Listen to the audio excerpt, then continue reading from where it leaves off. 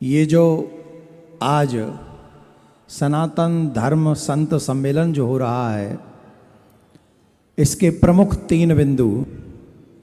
पहला,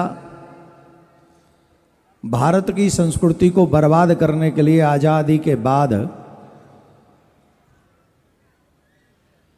जिस तरीके से सरकारों ने षड्यंत्र करके भारतीय सनातनी मंदिरों को अपने सरकार के कब्जे में लिया, और ये कहते हुए लिया कि ये अपने मंदिरों को संभालने के योग्य नहीं हैं। और आज ये दुर्दशा है कि राजधानी में ही नहीं, दिल्ली से बाहर भी कई मंदिर ऐसे हैं जहां हिंदू बहुत कम संख्यक हो गए हैं, हम संख्या में कम हैं। उन मंदिरों में आज दीपक नहीं चल रहे हैं, वहां पूजा नहीं हो रही है, और उन मंदिरों की देखभाल सरकार नहीं कर रही है। तो ये हो गया आधी हकीकत आधा फसाना।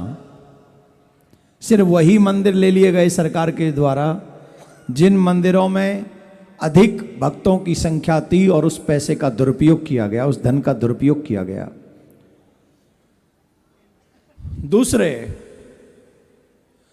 उस कार्य का दुष्परिणाम ये हुआ, हम सभी ने सुना,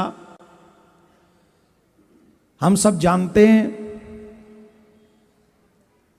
तिरुपति बालाजी के मंदिर में जो प्रसाद मिला है उसमें पशुओं की चर्बी है। और ये तो वो मामला है जिसकी जांच हो गई है। न जाने कितने मंदिर ऐसे होंगे जिनके प्रसाद की जांच नहीं हुई है। अगर जांच हो तो संभावना है कि वहां भी मेरे भगवान का प्रसाद अशुद्ध पाया जाए, क्योंकि वहां पर प्रशासनिक अधिकारी ही डिसाइड करते हैं कौन सा सामान कहां से आएगा। यह उनका अधिकार नहीं है, वो नहीं जानते। दूसरा जो विषय है, भारत की आजादी के समय वक्फ बोर्ड बना दिया गया। यह वक्फ बोर्ड कई मुस्लिम कंट्रियों में नहीं है, लेकिन भारत पे थोप दिया गया, और उसी की मजबूरी हम झेल रहे हैं कि आज हम कृष्ण जन्मभूमि मंदिर बनवाने के लिए, अगर हमें कृष्ण जन्मभूमि का मंदिर मथुरा में बनवाना है, जैसा कि राम मंदिर अयोध्या में बन चुका है, तो उसके लिए हमें कोर्ट का सहारा लेना पड़ता है। अगर सनातन बोर्ड होता तो ये सारा मैटर सनातन बोर्ड के कोर्ट में चल रहा होता, और डिसीजन के लिए सालों भर प्रतीक्षा नहीं करनी पड़ती। सनातन बोर्ड तुरंत उसे निर्णय देता, और मथुरा की वो पावन जन्मभूमि आजाद हो गई होती, स्वतंत्र हो गई होती। और मैं तो ऐसा समझता हूं कि आजादी के समय ही अगर ये बन गया होता तो आज हमें ये लड़ाई लड़नी ही नहीं पड़ती, जबकि वहां मंदिर होता, वो जन्मभूमि स्वतंत्र होती। आज हम सभी राम जन्मभूमि की तरह वहां दर्शन कर रहे होते, तो कृष्ण जन्मभूमि बन जाती। सनातन बोर्ड बनेगा तो कृष्ण जन्मभूमि का मंदिर का निर्माण अवश्य होगा, इसमें कोई संशय नहीं। तीसरा बात है, जिन लोगों ने मंदिर में प्रसाद में मिलावट करी है उनको दंड मिलना चाहिए, उन्हें सजा मिलनी चाहिए, उन्हें ऐसे ही न छोड़ दिया जाए। चाहे राजनीतिक उनके कितने भी किसी से लिंक हो, लेकिन उसे दंड मिलना चाहिए। उन्होंने जो अपराध किया है वो भगवान का अपराध किया है। 100 करोड़ हिंदुओं का धर्म भ्रष्ट करने का अपराध उन्होंने किया है। बांग्लादेश में क्या हो रहा है? जो बांग्लादेश में हो रहा है वो चाहते हो भारत में हो।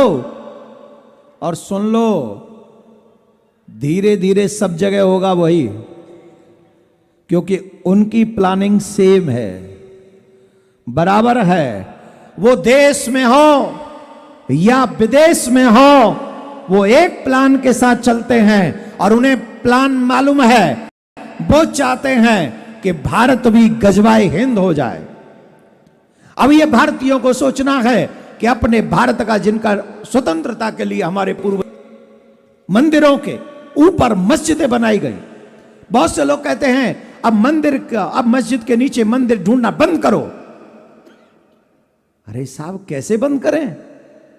ये बात तो 800 साल का वो साम्राज्य जो मुगलों का था, उनको ये समझ में नहीं आई। उन्हें ये बात समझ में नहीं आई थी कि मंदिर तोड़कर ही मस्जिद क्यों बनानी है। कितनी जगह थी उस समय, तो इतनी आबादी भी नहीं थी, कहीं भी मंदिर बना लेते। फिर उन्हें मथुरा में ही मस्जिद क्यों बनानी पड़ी? उन्हें अयोध्या में ही मस्जिद क्यों बनानी थी? उन्हें क्यों काशी विश्वनाथ में ही मस्जिद बनानी थी? है? तुमने मस्जिद बनाई है मंदिर तोड़कर, तुमने मस्जिद बनाई है मंदिर तोड़कर। क्या मस्जिद बन नहीं सकती थी मंदिर छोड़कर? क्या मस्जिद बन नहीं सकती थी मंदिर छोड़कर? निभ जाता भाईचारा, आज हमें लड़ना नहीं पड़ता। मेरे भाई बहन, हिंदुओं की आवाज उठाने वाले बांग्लादेश में चिन्मय कृष्णदास जी को बांग्लादेश की सरकार ने अरेस्ट कर लिया। और सबसे बड़ी दुख की बात यह है, इस्कॉन ने कह दिया कि इस व्यक्ति से हमारा कोई लेना देना नहीं। अब बताओ, जिन हिंदुओं के लिए उस व्यक्ति ने लड़ाई लड़ी है, वो संस्था कहती हमारा कोई लेना देना नहीं है। आप क्या चाहते हो, हम भी ये कह के निकल जाएं? बोलो, जनता बोले, हमें जनता का मत चाहिए। आप क्या चाहते हैं कि हम ये बोल के निकल जाएं हमारा मत नहीं है, ये हमारा व्यक्ति नहीं है? बोलिए। बांग्लादेश की सरकार को हम बता देना चाहते हैं, चिन्मय कृष्ण दास का चाहे इस्कॉन से संबंध हो या ना हो, लेकिन उसका संबंध सनातन धर्म से है। उसका संबंध 100 करोड़ हिंदुओं से है। और ज्यादा जाति की तो बांग्लादेशियों भूलो मत, जिन हिंदुओं की वजह से तुम्हें यह आजादी मिली है, उन्हीं हिंदुओं की वजह से फिर तुम्हें कहीं दूसरे दिन न देखने पड़ जाएं, उससे डरना, उससे डरना। हम किसी का बुरा नहीं चाहते, लेकिन कोई हमारा बुरा कर दे, ये हम होने नहीं देंगे, ये हम होने नहीं देंगे। तो इन्हीं 4 सब्जेक्टों पर कल सनातन बोर्ड के निर्माण के लिए और चिन्मय कृष्णदास प्रभु जो अरेस्ट किए हैं, उनके अगेंस्ट में उसका विरोध करने के लिए सनातन बोर्ड का निर्माण हो। और बांग्लादेश में जो हिंदुओं पर कत्लेआम हो रहा है, उसका भी हम सब विरोध कल सनातन यात्रा में करेंगे। जिन जिन को लगे वो अपना जमीर जिनका जिंदा हो कम और यात्रा में साथ दें। और सभी मीडिया के जितने भी कर्मचारी हैं, बंधु हैं, मीडिया के पत्रकार बंधु हैं, सबसे हाथ जोड़ के एक प्रार्थना करेंगे। आज के समय में हमारे सबसे बड़ा अगर कुछ है तो हमारे मीडिया कर्मचारी हैं, पत्रकार बंधु हैं। आप अगर चाहेंगे तो हमारी बात देश विदेश तक पहुंचेगी और विदेश तक ये बात जाएगी कि हम त्रस्त हैं, हम परेशान हैं, हमारा दमन हो रहा है, हमारी पूजा पद्धति नष्ट की जा रही है, षड्यंत्र के थ्रू की जा रही है। हम बुरा नहीं चाहते, हम सबका भला चाहते हैं, लेकिन कौन है वो लोग जो हमारा बुरा चाहते हैं? कौन है वो लोग जो हमें मिटा देना चाहते हैं? कौन है वो लोग जो हमारे देश को हमसे छीनना चाहते हैं? कौन है वो लोग जो हमारी भारत माता की पहचान बदल देना चाहते हैं? कौन है? उन लोगों की पहचान करे पूरा विश्व। और 100 करोड़ और ज्यादा जो लोग भारत के सनातनी हैं, चाहे विश्व में कहीं भी रहते हैं, उनकी सुरक्षा यूएन निर्धारित करे। यूएन को यह स्टेप उठाना ही होगा। बांग्लादेश में नरसंहार देखते हुए आप चुप नहीं रह सकते, आप मौन नहीं रह सकते, आपकी जिम्मेदारी है, आपको आगे बढ़ना होगा। अभी मैंने अपने वकीलों से सलाह की है, सनातन न्यास फाउंडेशन नहीं चाहते, हम सबका भला चाहते हैं, लेकिन कौन है वो लोग जो हमारा बुरा चाहते हैं? कौन है वो लोग जो हमें मिटा देना चाहते हैं? कौन है वो लोग जो हमारे देश को हमसे छीनना चाहते हैं? कौन है वो लोग जो हमारी भारत माता की पहचान बदल देना चाहते हैं? कौन है? उन लोगों की पहचान करे पूरा विश्व। और 100 करोड़ और ज्यादा जो लोग भारत के सनातनी हैं, चाहे विश्व में कहीं भी रहते हैं, उनकी सुरक्षा यूएन निर्धारित करे। यूएन को यह स्टेप उठाना ही होगा। बांग्लादेश में नरसंहार देखते हुए आप चुप नहीं रह सकते, आप मौन नहीं रह सकते, आपकी जिम्मेदारी है, आपको आगे बढ़ना होगा।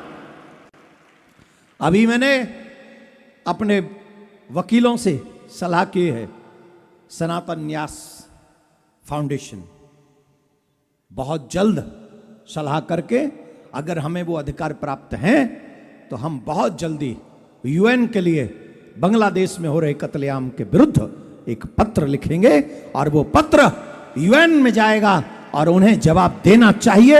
इन्हीं शब्दों के साथ अपनी वाणी को विराम देता हूं। मैं महाराज जितने भी संत वृंद पधारे हैं, आपके समय के लिए कोटि कोटि नमन करता हूं कि आप लोगों को अपने समाज की चिंता है। आप लोग अपने पूजा पाठ के क्रम को छोड़कर, साधना के समय को छोड़कर, अपनी पूजा, अपने कल्याण, अपने आत्म कल्याण के समय में से समय निकालकर आज जो भारत की मूल इस समस्या का समाधान करने के लिए आए हैं, आप आज बहुत बड़ा उदाहरण प्रस्तुत कर रहे हैं। यहां पर पधारे सभी संत महात्मा, मैं आपको बार बार नमन करता हूं। कम शब्दों में हम लोग ऐसा कार्य करें जिससे पूरे समाज को एक नई दिशा, एक नया मार्ग और नया देश का नव निर्माण होते हुए हम लोग देखें।